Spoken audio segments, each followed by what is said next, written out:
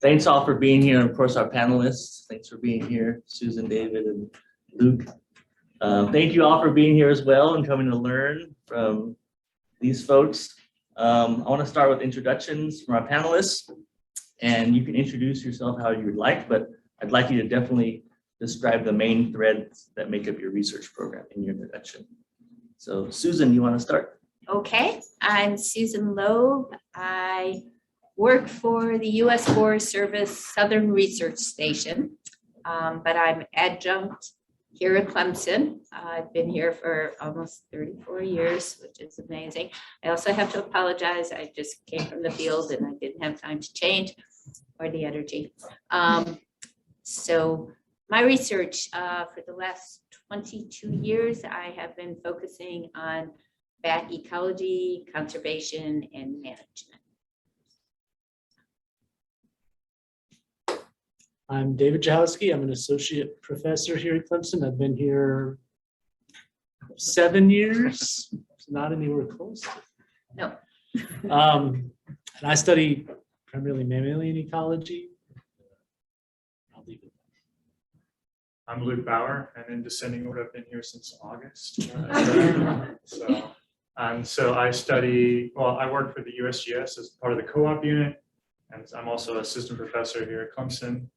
And I study community ecology and general fish ecology. Thanks. So let's just all of us up here try and speak up just to make sure that you can hear us. Okay, on the computer. Okay, now I want to turn to the audience a bit just so the panelists can get some context. So first is raise your hand if you're a master's student. Okay, most of us. PhDs.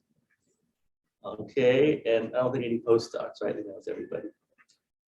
Raise your hand if you've been through the peer review publication process. Two folks. Okay, sort of. Great. And then raise your hand if you think you want to work outside of academia after you graduate. Wow. So most folks and a couple of unsures. So let's keep that in mind as we answer. But that's not mutually exclusive. Right, that's true. You think you want to work outside of academia. Right. Yeah. Okay, first question for our panelists here. What have you found to be the most challenging part of publishing your work, and how have you adapted? And I want to start with Susan again. That's a hard one because it all seems hard. I think, getting your paper to that point where it's ready to go and then actually sending it. It's sometimes you just want to make it perfect. You want to, and it's hard because you're putting yourself out there for lots of criticism.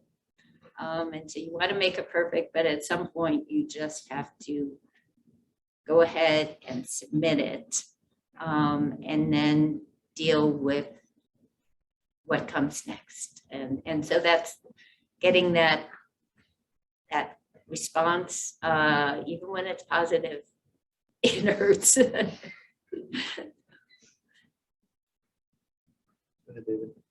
think you're right. I think that I always have the rule of never like responding right away to those. Oh yeah. Because I think everyone's first response is blood boil, like vitriol, like. We're talking about reviewers, But the reviewers, right? Yeah. Yeah. You put it away. Well, so the original question, the most challenging part, I think, I would have to say it gets easier as you go, because the challenging part is being able to navigate which journals are the best outlets for your work. So you cut out the obvious rejections, which aren't obvious when you're starting out. And then the other thing that maybe we'll talk about later is it's almost seemingly random how good of a review you're going to get or bad a review you're going to get these days. And so the more you know about the history of a journal, the editor, how an editor manages that journal, saves a lot of heartache for me now, because I know, like, I'm not even going to try that journal where so-and-so just assigns horrible reviewers, or like, so I'm not done it, or the return time is months. they say it'll be a month or 3 months, it's a year. Like, and that's only through experience that you kind of get that. And so I think that was, that's kind of how I guess I've navigated that second part, is figuring that out, talking to others, seeing where others publish similar work. Maybe even talking to them if they're colleagues at a meeting, be like, hey, what was your experience at journal, whatever. Well, and I had the exact same thing. Knowing where to submit is a challenge, and being kind of new, relying on like mentors for help for that, because I don't have that much experience yet to know which journals to submit. I have some ideas for some, but not all. So relying on other people. I think for me, a challenge which you brought up was the initial blood boil of putting it away for a day, letting it calm down before you answer anything. But just the persistence, you're going to get rejected, because I generally submit to a higher tier, and then you get rejected and slowly move down until you find the journal, unless you know exactly where you want to go. But the persistence and being able to have that positive reflection on the reviews, rather than initially thinking that I hate these people, you can come back and like, oh, these people are actually trying to help me and improve the document. And so that change of perspective can help a lot, because you're going to be pretty frustrated for a long time until you get really thick skin. Thanks, I like that. Luke, I want to go back to you again with this next one. Given you're most recently a graduate student, the question is, how did you, and maybe how that's changed, how did you decide who deserves or should be a co-author on your publications? Yeah, I try to have this discussion early on, with everyone that is going to be involved with the project, kind of give that expectation of like, this is what I expect you to do at minimum to get to the publication, like beyond this publication. And for me, that's always at least some part of the writing, whether that's heavy editing or writing parts of the manuscript, but definitely, revising the whole manuscript. I don't think people should be on a publication if they haven't read the whole thing in a way. And so laying out, that's what my PhD advisor did on the first day I walked in the door. He's like, this is what I expect from you to get public. Like, if you want to be on a publication with me, or I could be on a publication with you, it's like, here's what my rules are for what I expect. And one of those things being, some contribution to the writing, or a major contribution to the manuscript in some way. Either of you? Yeah. What else? Yeah, I think the intellectual input, and I sometimes have this, like technicians, they go and they collect the data, and that's really important. You wouldn't have that anything to publish, but are they actually also contributing intellectually? Are they helping with the study design? That type of thing, something beyond more than just collecting the data. And sometimes that intellectual input comes maybe very early in terms of the original grant and the whole larger picture of this. And so somebody may not have the hands on it, but they had the big picture idea of where to go. So it's tricky, and I think Luke's point of getting that settled early on will help you a lot and help you from burning bridges.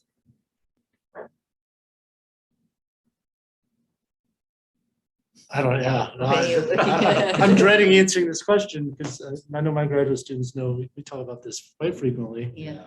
And we find out people are added to manuscripts at the last minute, or talk abstracts. And so I'll start. I have a lab document where I have like 4 rules for what necessitates authorship.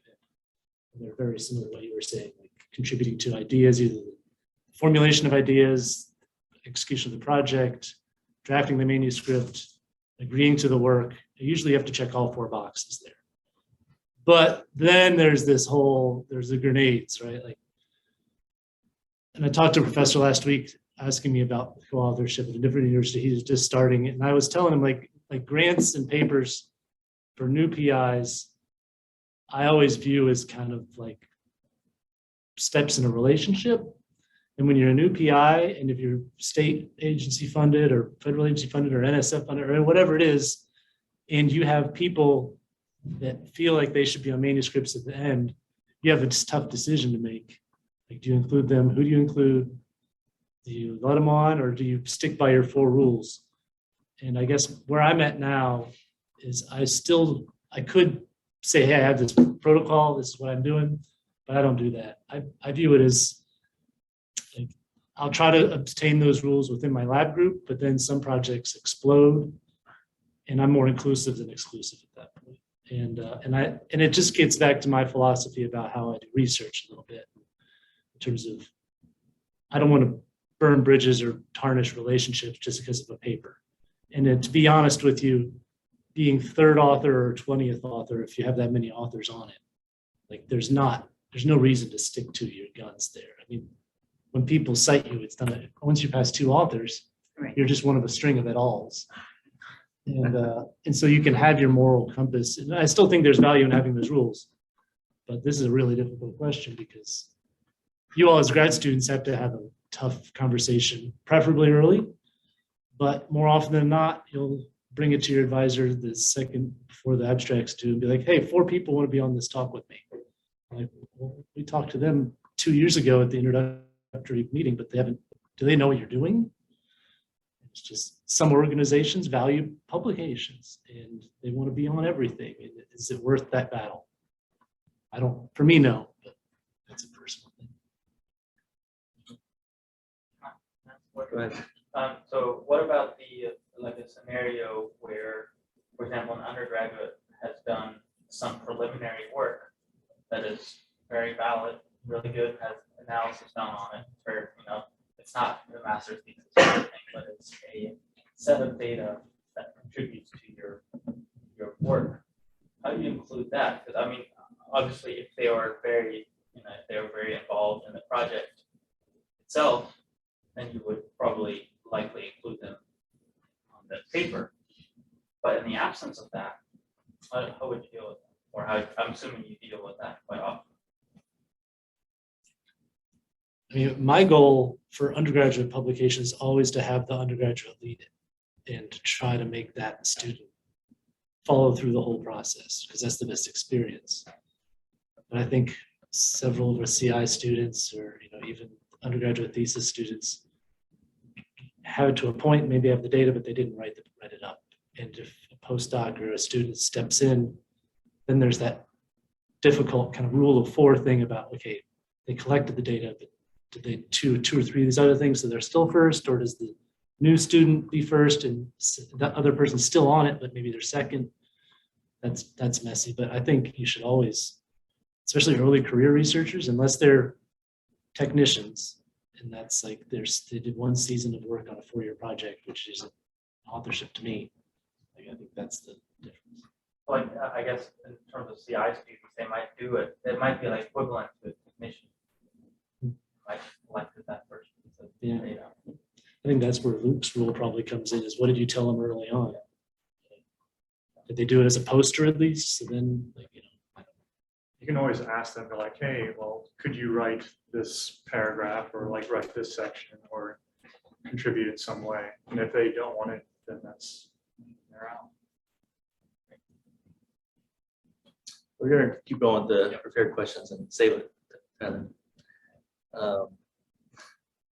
Now that most articles are available online, how much does journal prestige matter? Are there other ways you see the landscape of publishing changing? Susan, let's start with you. I don't think it matters that they're online or hard copy. The prestige, unfortunately, matters to review panels, probably tenure panels, in our case, our research grade evaluation panels,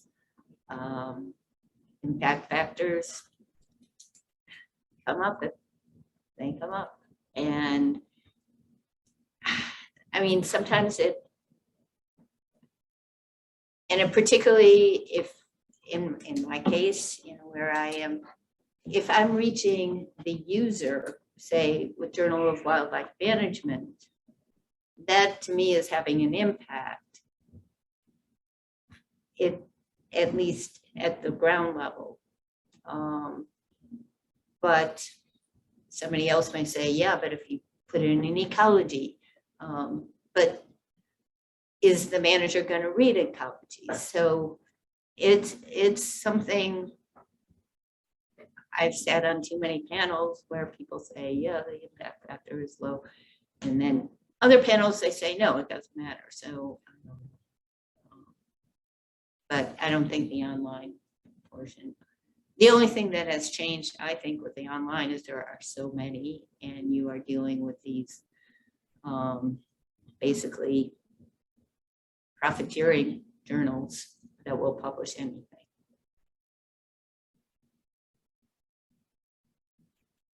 I think prestige matters, but you're right. So yeah, even Luke and Susan's position to you guys, and you guys know this, but like, you know, obviously for faculty, we're graded based on rate of publications and like several small versus one large. There's kind of that formula too, right? Like, so you do a bunch of notes, but you have one paper in science, like take 20 notes to equal. So like, there's no formula like that, but they have research grade appointments, so they're evaluated by panels more rigorous or just as rigorous as academic tenure packages. So like their step grades as they evaluate. So they have that concern too. But and the online question, yeah, everything's online now. I think the two rules of thumb I have are like, is the online journal fair? Is it on that? I can't remember the blanket on the list, but there's a list, the Boyer's list. What's the list of predatory journals? Yeah, I don't One, know. don't publish in those. Right. Two, even some of the reputable journals, Frontiers has a whole series of journals, but they're very raked over the coals because they're not fair to international researchers because their publication fee charges.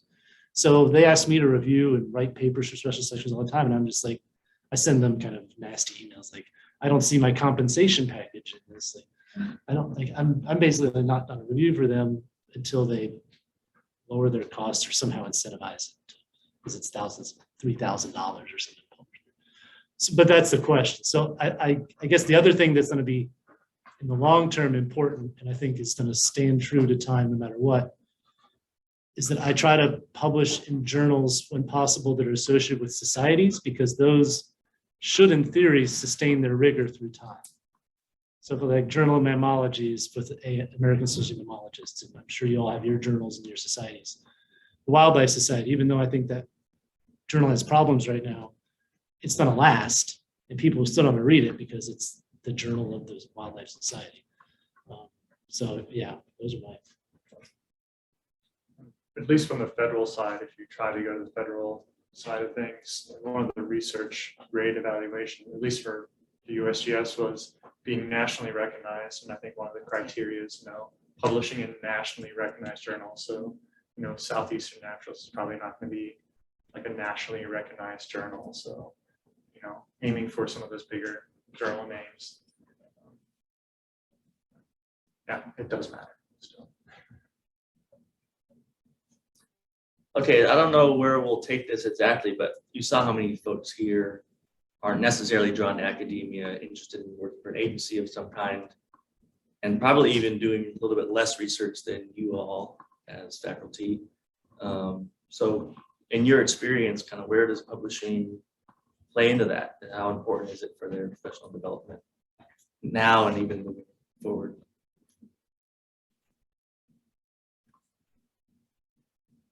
I think it's important, but I'm not the federal scientist on the panel here. But I mean, I think it shows.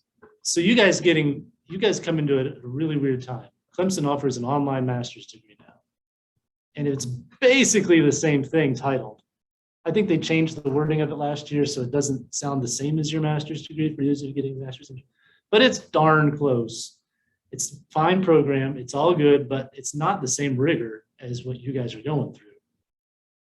And I think that's just going to continue. There's going to be other online programs. So there's going to be a flush of master's degrees from students that just complete coursework and get something that sounds on paper very similar. So how do you tell yours apart? Well, you list you have a thesis. But to really show that the rigor of your thesis, I think taking it to that next step is important for even non-academic employers to show like, this was my thesis. It not only passed my committee, but it went through peer review. It is in a journal of reputation. And I think that shows to, if I was a federal employee hiring, I would say, like, oh, this person clearly can do the analyses and the writing at the level of at a national accredited level, so to speak. And again, speaking from the research side, but not a scientist position. And I was asked this question last week. Why? So basically, in the Forest Service, there's a technical series and there is a professional series. So, for example, I have hired a few foresters, and that's a professional society series. And it's grade 7, 9, sometimes 11. So those people are not expected to do independent research, but they are expected sometimes to do maybe small studies. And they are expected to really sort of be the real crew leader and to really work with, say, a PI. And as I was explaining to somebody, having a master's degree demonstrates to me that you understand study design. I mean, if you do a research degree, that shows to me you understand study design. And if you're out in the field, you're going to understand if you have to change the protocol, what that's going to mean when you come down to publishing. And again, the analysis and the writing, I think gives somebody, a master's degree. If you publish 2 papers, that's great. And that is going to give you that perspective to have that bigger view than, say, somebody at the technical level. And it also gives you that if you're on the management side, you can critically look at research and say, you're making decisions based on reading the literature as to how you're going to manage something. And you now have that ability to read that paper because you've written that paper. And quality versus maybe not such good quality.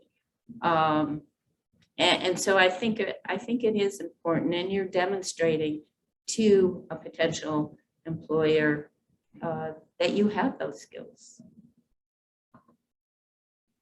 Yeah, and I think it's likely, since you're going to have a master's or PhD level, that somebody on that committee that's hiring you has probably published before. I think it's helpful to show that you persevered and pushed all the way through, completed a task. I think that's a pretty big, not that it's a bad thing, but it's kind of suspicious if you see a full master's degree that obviously had a research component and nothing was published from it. It kind of shows that something went wrong, either, something didn't go well, even if it was not necessarily negative results. And then from a non-work side of thing, I think it's kind of a shame to put 2+ years of effort into something, put your life towards this project, and then never put it out there. You're going to maybe write your thesis, and it's going to be published here at Clemson, but no one's really going to read that unless you put it out in a journal. Kind of hurts to say, but it's just a shame to not have that, to put that data out there in the world. Maybe one follow. Oh, do you have a? Well, I was going to follow up on that also in terms of if you're trying to have an impact on management, it's going to have a lot more impact if it's in a peer-reviewed journal than if it's just a master's thesis. That's considered gray literature. And so, you know, if you're concerned about recovery of a species or whatever, it will be, you know, it's going to have a lot more weight if it's in peer reviewed journal. One follow-up on that, if anybody has one? No? Okay, well, we can come back to that at the end if we'd like. Next question that we're definitely going to talk about. Oh wait, no, this is the next tier. Okay, so and several of us are in seminar, and last week we talked about work-life balance. It's also something we've been talking about in David's lab as well. And in particular, we started this book called Deep Work. It's about, you know, how to do deep work and basically write and produce things that matter. And I think that a master's degree in publications does count towards that. So the question is, how do you make time to write frequently enough? And also, do you write more frequently in small time blocks or write less often but bigger time blocks? So kind of what is the process that you use to produce and publish? I'll say it is deep work. And if you're not doing deep work, then you're driving your advisor nuts because you're sending emails constantly or something. But yeah, I think you do need to put deep work in to be a successful graduate student. For writing, I mean, I'll let you guys talk about this, but I need more than 1 hour to really get into writing mode, which is tough, as you all have in your daily lives, things going on, classes and everything else breaking up. So I think it's important to not fill your day and your schedule with lots of menial tasks, not menial, small work tasks. Shallow work, yeah. Deep work, shallow work. Small tasks, like, and that's the vortex I always find myself in, is if I don't block time off, I find emails to respond to somehow magically deep in the inbox. Like, oh, I should have. So like taking that time and learning those practices early on as a graduate student, I think is really important. So. Yeah, I mean, I agree with the scheduling. I have to block off like a good 4-hour section or something, because I normally have to spend sometimes remembering like an hour remembering where I left off, catch up on like kind of the literature that I want to review or whatever I'm writing about, and get back at it. So there's a good hour or maybe even 2 where I've earned actually not necessarily writing. And then I normally can't do a full day of writing, like a full 8-hour day, because by the time you're getting into the later hours, I'm burned out. And so I like the intermediate, like the intermediate disturbance hypothesis. It's better, more productivity in the intermediate ones. Yeah, and I think find the best time for you. So even though I'm not an early morning person, and maybe that's it because I can focus and earlier in the morning. And so I try to schedule more of my meetings at least 10 o'clock or later, so that if I do get an opportunity to actually do work or write, I've got at least 2 hours early that I can work on. And then I also, and mentioned this, I also, particularly when I got to work here, would just get out of my office, walk over to the library, drive downtown, to All In, whatever, go to someplace different and work for an hour. And sometimes that just being in a different space allowed me to concentrate, and turning off the email is the best way to,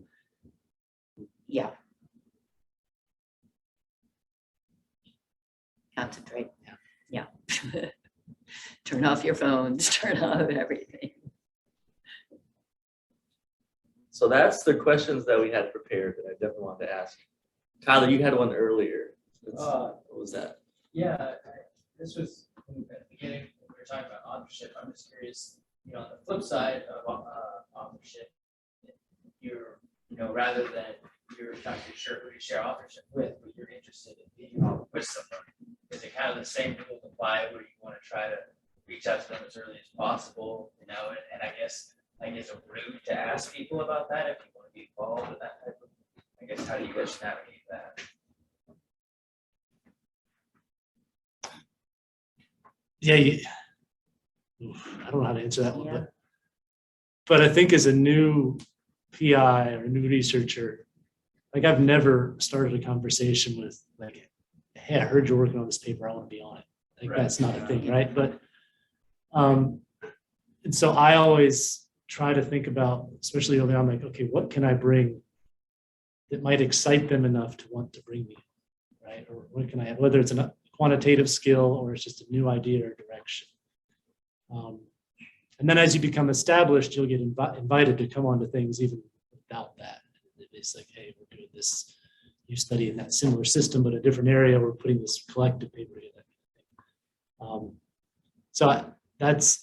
I think that's putting the work in a little bit, like just being a little strategic, figure out what you bring to it. Like, you know, if it's someone you really want to work with and you don't know there's a paper out there about it, but you just want to bring an idea up, that's a great way to figure out who your collaborators for your whole career could be. Because it's like, you know, I have people that I really admire in my field, but I don't work with them because they're kind of jerks or they didn't give me the time of day and other people did. And I just found my network and found the people that I network with best. And that comes through time. So putting your feelers out is good. But yeah, just, I guess, bringing something to the recipe menu makes it easier. Yeah, I've never been in that situation, and maybe that's just me, like somebody doesn't want me. I mean, you know, I wouldn't, I don't know. I've never been in that type of a situation. But you're at the point in your career where people are coming to you more. You don't have to. Yeah, I It's guess. not like, oh, that's a really cool project. I wanna get Right, involved. yeah. Anything to add, Luke? No, not really. I haven't been through that either. So Well, we have a little less than 20 minutes left for other questions. Zoomers, go ahead and type your question in the chat. And David, I'm gonna have you monitor and see if anything pops up. So yeah, what else do you want to talk about? What horror stories have you heard about publishing? Or have you been through in your first few papers? I'm glad I can serve as an example. Oh, for, good. where co-authorship can go wrong, but I learned it early in my career. Oh, well, I think everyone in my lab group right now is dealing with co-authorship issues or something. I'll just add that I am an associate editor for Journal of Mammalogy, and I've really learned a lot about publishing process and being on the other side of that. And it's been a really interesting experience. In what way? Good or bad? Well, one thing I've learned a lot about is reviewers. You know, I send things out. So first of all, it's really hard to get reviewers. And you get somebody like, okay. And I could spend sometimes, hours trying to figure out reviewers. And but people you expect to give really good reviews, and they come back with what? And you'll give them 3 months and they'll have like.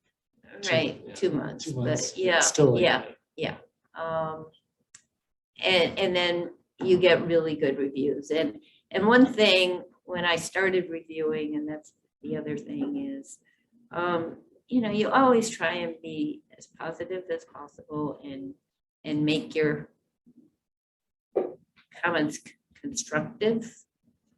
And there is nothing worse than, particularly the first paper a student submits, when you get a reviewer that just is nasty, and there is no reason to be nasty.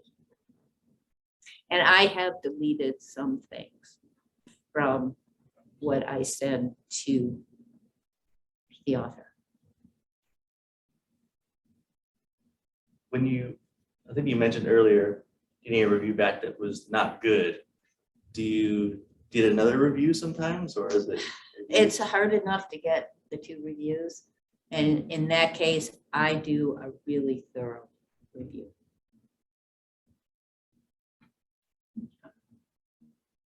And it's really hard for me to reject a paper.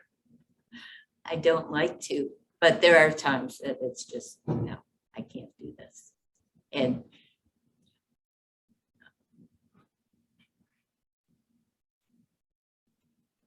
I'm reviewing a paper right now, asking this because I think it'd be hard for me to recommend rejecting as a Mhm. reviewer. And to me, it depends on the journal's prestige, and I don't know how to weigh that necessarily as a reviewer. So maybe that's the editor's call. And I guess I'm just curious, like, what are the thresholds, like maybe study design or something like that, kind of take it over the line where. yeah, sometimes it's just like that fatal flaw. This is back when I worked on flying squirrels, and I got the same paper from like 3 or 4 different journals, and there was a fatal flaw in that paper, in that design.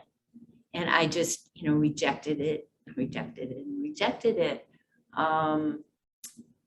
And finally, I think I got it from another, and I said, look, I reviewed this, I know my answer here. So yeah, it's usually that, or really poor, or it's just not appropriate for that journal.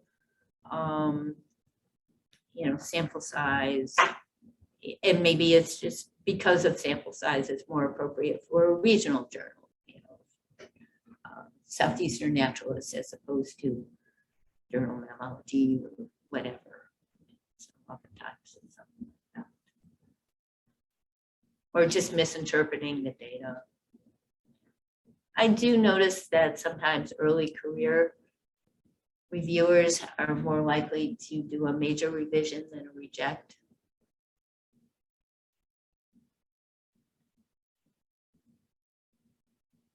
You can add on that.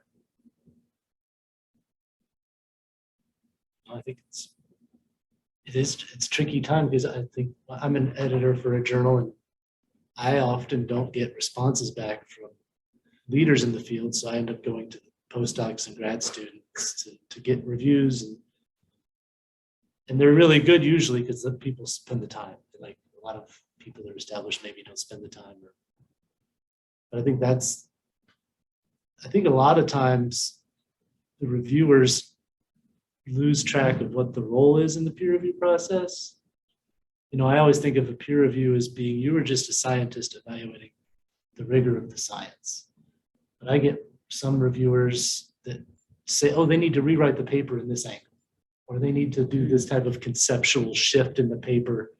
No criticism of how it was done or the hypotheses, or if they were discussed and went too off topic, which is another common criticism. But like, if you get reviewers that are just on their high horse about something personal like that, or like how they think the paper should be written, I think that's out of bounds and it causes a lot of heartache and anger. But I think the other problem with this whole system is that,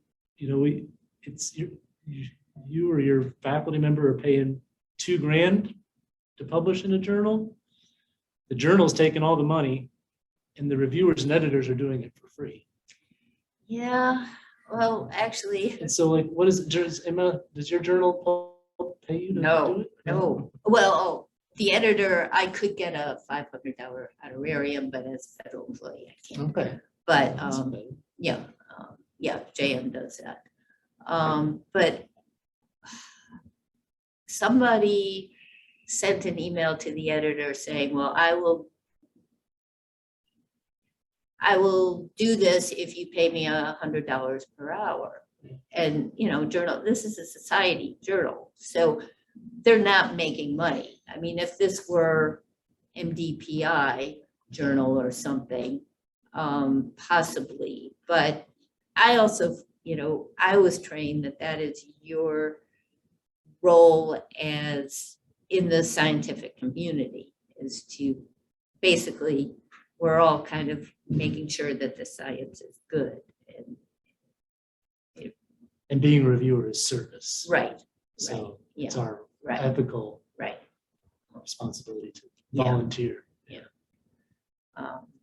But yeah, so, And you can learn things from being a reviewer. Yeah. If it's a good paper, you're like, wow, I didn't know this analysis or Yeah. this thing, or whatever it is. I don't know, I've heard different rule of thumbs. I don't know if you've heard of anything like, oh, if you publish, you should be reviewing X number of papers per publication or anything like that. No, I've heard, yeah, Yeah. like you pay it back, kind of. Yeah, okay. Like if you get a paper published, you should accept. company or Yeah, something like that. And I've been, and again, because it's so hard for me to get reviewers, I'm a lot more likely, another journal asks me like, oh, okay, I'll do it. I know how hard it is. I was gonna kind of piggyback on that, is if there's so few of the leading scientists in the field that do reviews, and the weight to review that shifts to the people under them, does that I'm not trying to suggest anything. Does that compromise? Yeah, no. I think it's Really, I mean, it's not Alex reviewing things. No, I mean, there's some people that are like for the family of Amanita, there's one person that knows Amanitas and the other people don't know it as well as him. If he rejects the papers, what does that say about the research that comes out of that? I mean, the other people might be well versed, but if the best people in the field don't want to review, what's the end result? Might not happen. I don't think it's the best people aren't probably saying no to everything. The best people are probably saying, I'm setting a quota of I'll review 3 papers this year for journals or 7. And they know they're gonna get 100 requests, but they're only gonna high grade. Like they'll say, if it's from a regional journal, I'm not gonna bother, send that to postdocs or whatever. But if it's for science or the leading journal in your field, they'll probably take that on. I think that's what's happening. It's for smaller journals or regional journals, it's hard. And for leading journals, it's probably similarly hard, but maybe not as bad. I've seen some papers list who the reviewers are and upfront, transparency, I guess. I think that's becoming more common now. You can like request that your name be published or not published with the review. Sometimes the reviews are published with the paper. Yeah, not just the name, but the actual review as well.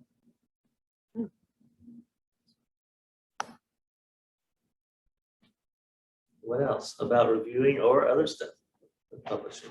I have a question for one of our lab reviews. I'll hold over.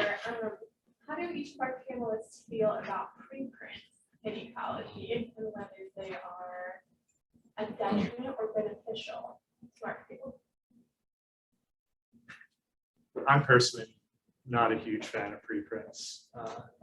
Mostly, well, yeah, I don't know. I think things can change a lot from a preprint to the final product. And I'm also not a fan because we just had this discussion as far as like the government review process, because we have to go through 2. And so that would make me do even more, I don't know, another additional review process to be able to have a preprint. So I'm very much anti-preprint.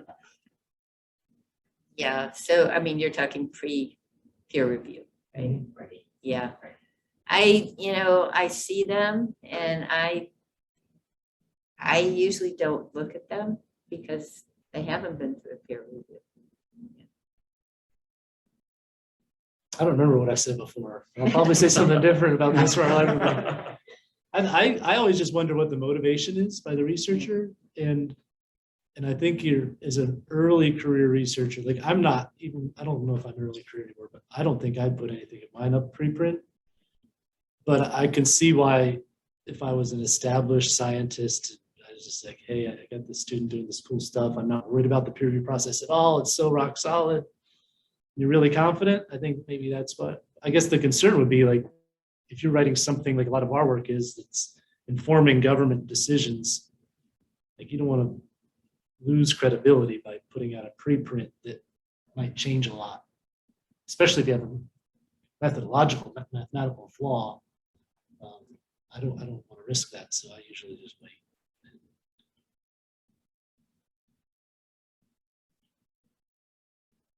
think when we were talking about it, one of the pros for preprints that we discussed was there, I mean, if you don't want to pay for a journal fee or can't afford it, right, that's one way to get your research out there. But you are skirting the peer review process, or at least it's a pre-peer review process sometimes. But isn't your thesis kind of a preprint? I mean, it's published, it's freely available, and it's somewhat more reputable than a true preprint. At least it's been through a. Yeah, it's through a panel. Really. Yeah, so as we're writing our thesis or dissertation, like, I know I found a master's thesis that I have cited in what I'm writing. Is that something that it would be best to take out when I go to publish, or? I don't think so. Yeah. So if it's a like thesis or dissertation, that's better than if it's just like something on the internet. that Somebody reprinted. 100%, yeah. Okay, But if there's a thesis in the publication. Yeah. Then you go with the publication, unless Yeah. that publication doesn't cover everything that you're talking about.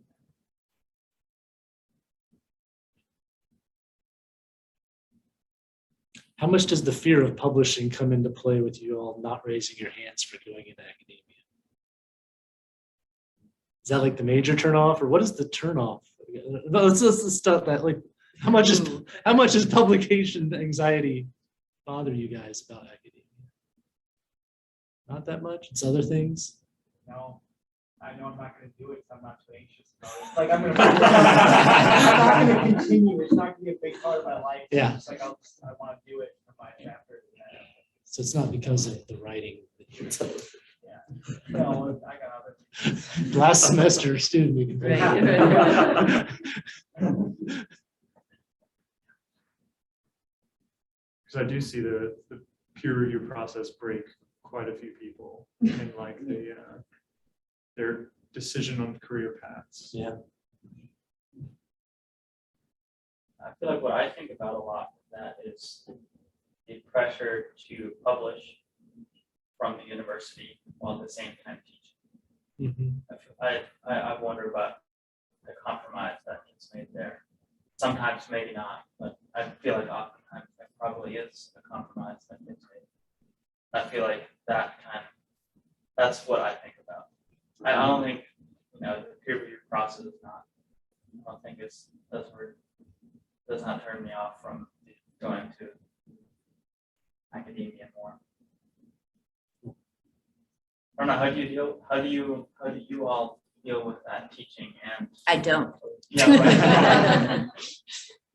You have to teach one class a year. Yeah. Technically. So there are variations on that theme. And as you know, different professors here have different appointments. It's like Dr. Hagen has a higher research or higher teaching appointment, and he teaches 3 or 4 more classes than most of us do. So yeah, there's different flavors to that. But yeah. I was telling my lab group the other day, though, like, I think University of Georgia and Clemson are pretty similar. They have formal tenure guidelines, and it basically comes down to 2 papers a year if you're 50% teaching, 50% research. So you can kind of wrap your head around that a little bit in terms of Senior author or any author? I think I mean, there's fine print about like, well, is it, what level of journal is it, Right. how many authors are in there, but like that's the pen and ink line about minimal productivity. And everything's a discussion from there. What about you in the federal system? Do you have to have a certain number of publications? Okay, so I get reviewed at 2 different levels. One level is the annual level from a supervisor, and yes, I think I'm at, because of my grade level, it's 3 papers, 2 of which I have to be either senior author or a major contributor. Lower levels, it's like 2. But then you go up for your research grade evaluation, and they are going to say, I mean, 2 a year or 3 a year may or may not get you to that grade level. So, but again, I have a lot of administrative stuff right now for the last couple of years, but I don't have that teaching.